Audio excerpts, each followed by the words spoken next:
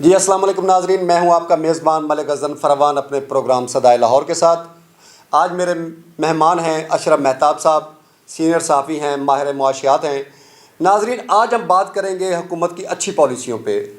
خوشخبریوں پہ جو پاکستان کو آ رہی ہیں، جو ہماری ملک و قوم کے لیے اچھے اقدامات ہو رہے ہیں، ان پہ بات کریں گے۔ کیا بہتر ہونے جا رہا ہے؟ جی اشرف مہتاب صاحب روشنی ڈالیے گا، کیا بہتر ہونے جا رہا ہے؟ بہت مہربانی ظفر مان سر آپ کی اور آپ کے چینل کی۔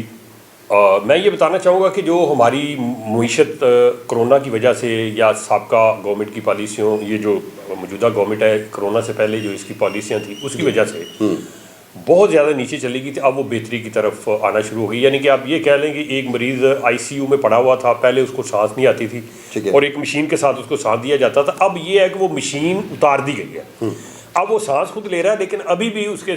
سانس کے اندر اتنی روانی نہیں ہے کہ وہ اچھے طریقے سے سانس لے کے اٹھ کے بیٹھ کے چل پھر سکتا ہو۔ لیکن اتنا ہو گیا کہ وہ جو آئی سی یو میں پڑی ہوئی تھی اور مشینی کے ساتھ سانس آ رہا تھا، وہ قدرے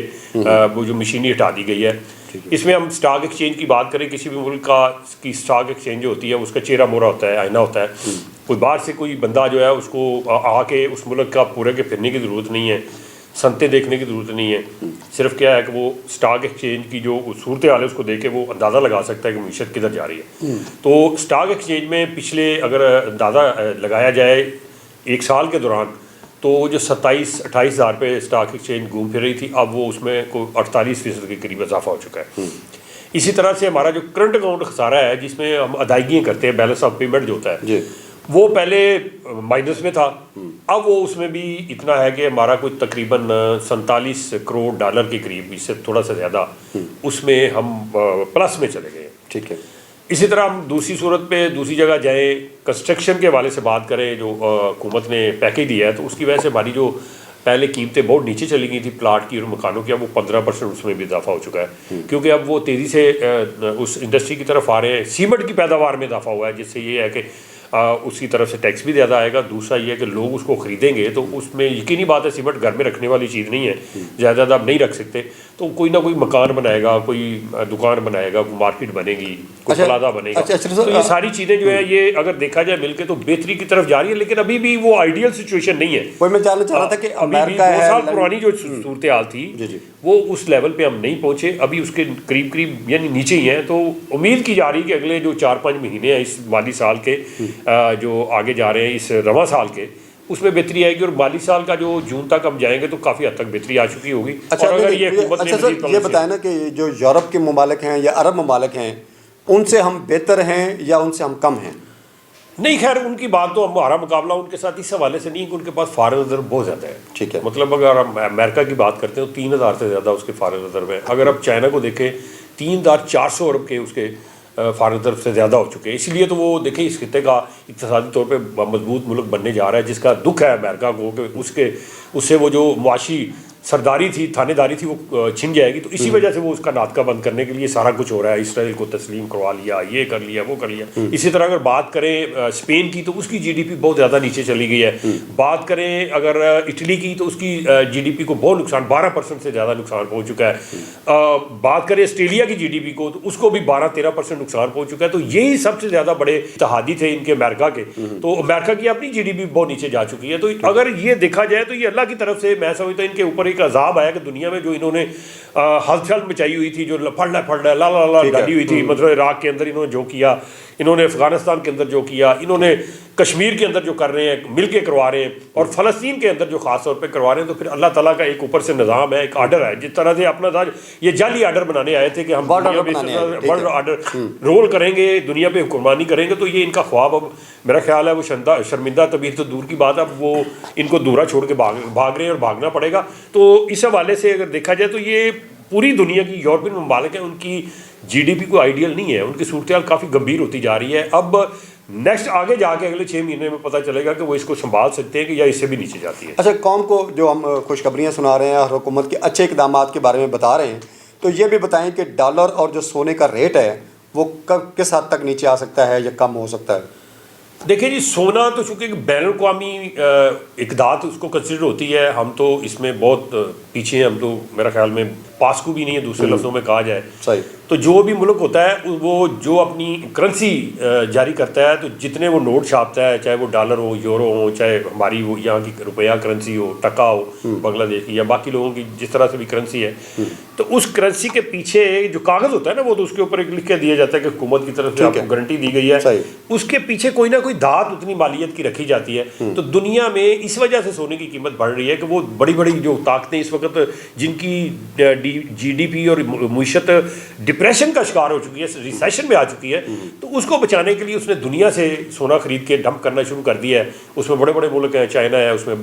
بھارت ہے, اس میں امریکہ ہے, اس میں باقی بڑے ملک ہیں. تو یہ وجہ ہے کہ سونے کی قیمت بہت زیادہ بڑھ گئی ہے. کبھی سوچا نہیں تھا کہ اتنی قیمت اس کی بڑھ جائے گی, اور یہ جا کے ٹچ کر کے کوئی 32-33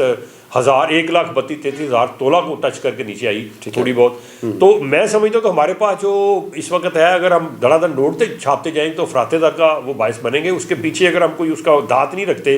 کوئی ایسی چیز نہیں رکھتے کہ جو پوری دنیا میں متعارف ہو, اور وہ اگر کل کلا کو مسئلہ بنے تو اس کو بیچ کے اپنا مسئلہ حل کر لیا جائے, تو وہ ہمارے پاس بہت کم ہے. تو اس حوالے سے ہمیں تھوڑا سا ہے. اور باقی میں حکومت کے بارے میں یہ بھی بتا دوں کہ اگر ایک طرف سے ان کے 2-4 اشاریے بہتر ہوئے ہیں جی ڈی پی کے, تو دوسری طرف سے 17-18 اشاریے جو وہ مائنس میں ہیں ابھی بھی. وہ بہت نیچے ہے, مطلب خاص طور پہ لارج اسکیل مینوفیکچرنگ ہے وہ بہت نیچے ہے, جس میں یہ گاڑیاں بنتی تھی, یہ بڑی بڑی گاڑیاں, باقی چیزیں, وہ کوئی تقریباً 28% مائنس پہ جا رہی ہے. باقی سیکٹر کی بات کریں تو وہ بھی ہے 3-4 سیکٹر ایسے ہیں کہ جس میں کچھ قدرے بہتری آئی ہے, لیکن یہ امید کی جا سکتی ہے کہ اگر پالیسیاں اچھی رہیں, اگر گورنمنٹ میں سیاسی عدم استحکام نہ آیا تو پھر یہ بہتری کی طرف جائے گی. لیکن آپ دیکھ رہے ہیں کہ سیاسی استحکام تو پوری دنیا میں آ چکا ہے, عدم استحکام. جس طرح سے جو جوش ہیں, جو ایک بہروپیہ کی شکل میں قوم ہے, وہ جو یہودیوں کی ایک بہروپیہ ہے, وہ کوئی میں سمجھتا ہوں قوم نہیں. اگر وہ قوم ہوتی تو 5,000 سال پہلے سے اللہ کی وہ بڑی قریبی مخلوق تھی, تو پھر یہ یقینی بات تھی کہ وہ آج دنیا میں بہت زیادہ ان کا پھیلاؤ ہوتا دنیا میں واقعی ان کی. اشرف مہتاب صاحب, آخر میں جو پاکستان کی خارجہ پالیسی ہے اس پہ تھوڑی سی روشنی ڈالیں کہ خارجہ پالیسی کس طرف جا رہی ہے.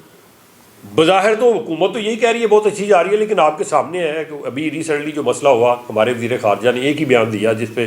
پوری عرب دنیا سمیت پوری جو دنیا ان میں ہلچل مچ گئی. ٹھیک ہے. تو اس کے بعد کیا ہوا, پھر پیشی ہونی شروع ہو گئی, اور اس میں 3-4 شرطیں جو ہے نا وہ منوانے کی کوشش کی جا رہی ہے, جس میں کچھ تو میں سمجھتا ہوں کہ بالکل ہی جو ان کی نجائز شرطیں ہیں. انہوں نے کہا جی پہلے تو آپ وزیر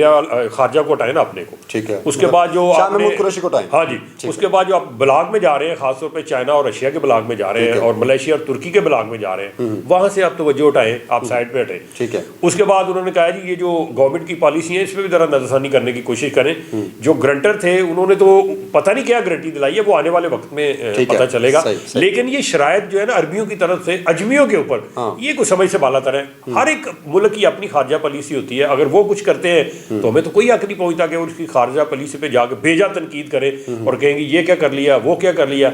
تو اس میں مزاحمت آ رہی ہے, عرب کنٹری کے اندر بھی مزاحمت آ رہی ہے. جب اسرائیل کو یو اے ای نے تسلیم کیا ہے تو اب وہاں پہ مزاحمت بڑھتی جا رہی ہے.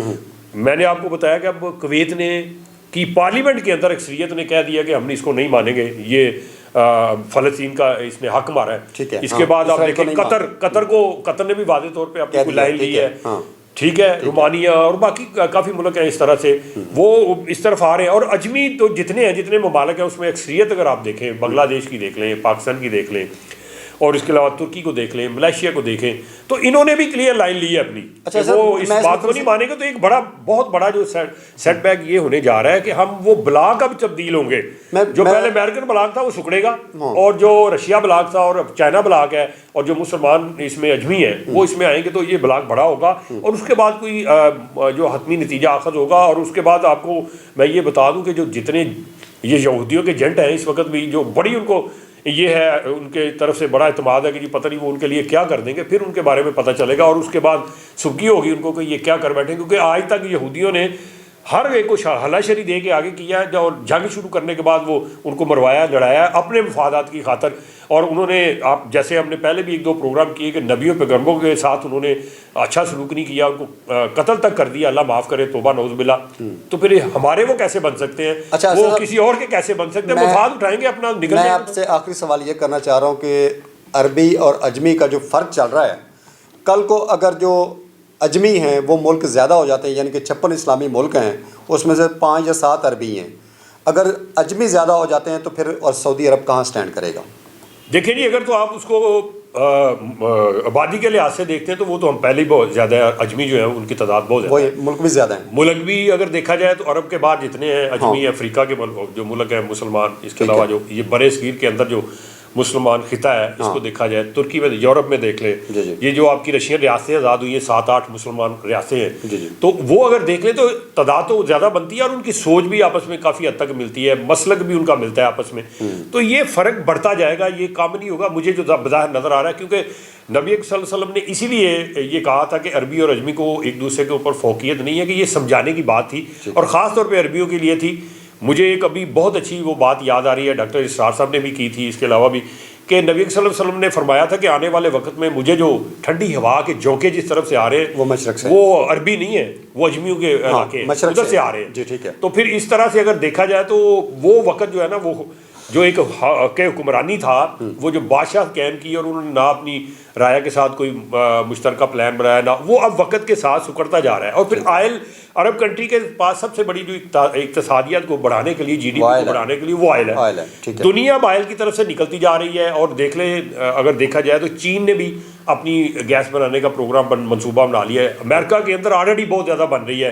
باقی بھی علاقوں میں یہ سوچا جا رہا ہے کہ اس کے متبادل کے طور پہ جیسے گاڑیاں ہماری ہیں تو وہ الیکٹرک گاڑیاں آ رہی ہیں، کئی جگہوں پہ تو بہت زیادہ آ رہی ہیں، سولر پہ آ رہی ہیں، اور کہیں پہ مجموعی طور پہ دونوں ہی اس کے اندر طاقتیں ہیں، تو پٹرول کی جو کھپت اور قلت ہے وہ تو کم ہوتی جائے گی۔ تو جب یہ ایک اچھا خزانہ ملا تھا عرب ممالک کو، تو جب انہوں نے اپنی اس خزانے کے ساتھ جب یہ سارا کچھ کیا تو انہوں نے اپنی جہاد اور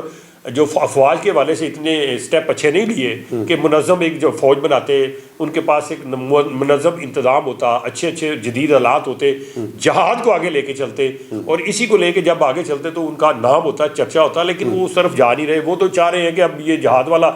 ان کی حفاظت کوئی اور آگے کرے، اور یہ کیسے ممکن ہو سکتا ہے کہ میرا ملک ہے، میں اپنے ملک کی جس طرح سے حفاظت کر سکتا ہوں یا وہ جو میں اپنے ملک کے لیے سوچتا ہوں وہ دوسرا کیسے آگے سوچے گا؟ کبھی بھی نہیں سوچے گا۔ جہاں پہ ان کے مفادات ٹکرائیں گے وہ پیچھے چلا جائے گا، تو پھر کیا ہوگا؟ لہٰذا جو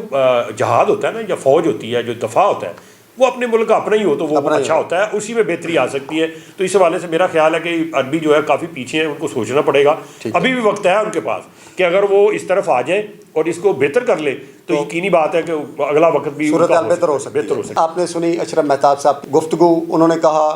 کہ اچھے دن آنے والے ہیں، حکومت کی اچھی پالیسیوں سے اچھی خبریں آ رہی ہیں، لیکن اس کے لیے انتظار کرنا پڑے گا۔ پروگرام کے لیے اجازت دیں۔ پاکستان زندہ باد۔